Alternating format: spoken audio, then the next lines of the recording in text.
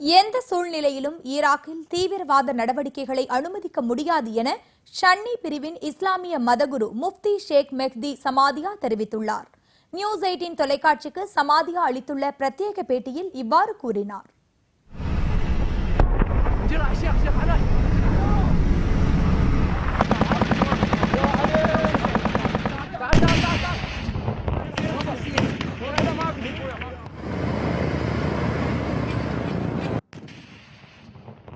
ஈராக்கில் அரசுக்கு எதிராக ஐஎஸ் தீவிரவாதிகள் பல்வேறு தாக்குதல் நடவடிக்கைகளில் ஈடுபட்டு வருகின்றனர்.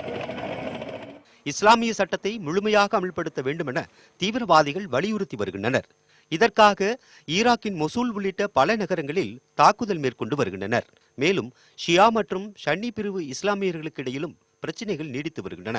அண்மையில் ஐஎஸ் தீவிரவாதிகளின் பிடியில் உள்ள மொசூல் நகரை மீட்பதற்காக ஈராக் ராணுவம் தலைமையில் பன்னாட்டு ராணுவ படைகள் தாக்குதலை தீவிரப்படுத்தியுள்ளன. இந்நிலையில் ஈராக்கில் அமைதியை நிலைநாட்டுவதற்காகவும் போரை நிறுத்துவதற்காகவும் இந்திய பிரதிநிதிகள் குழு அந்நாட்டில் பல்வேறு நடவடிக்கைகளை மேற்கொண்டு வருகிறது. தற்போதைய ஷன்னி பிரிவு மதகுருவான முஃப்தி ஷேக் மெஹ்தி சமாதியா உலகம் முழுவதும் உள்ள ஷியா மற்றும் ஷன்னி பிரிவு இஸ்லாமியர்களிடையே நல்லுறவு ஏற்படுவதற்கான முயற்சியில் ஈடுபட்டுள்ளார்.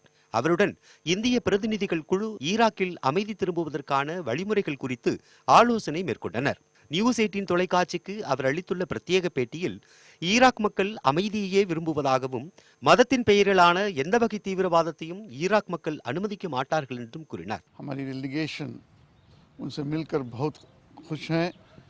हम उनकी बातों से पता चला है कि ये शिया सुन्नी जंग नहीं है. इराक में शिया सुन्नी मुत्तहद हैं, भाई भाई जैसे हैं और सब मिलकर सुन्नी शिया क्रिश्चियन और यज़दी मिलकर दाइश के साथ लड़ रहे हैं.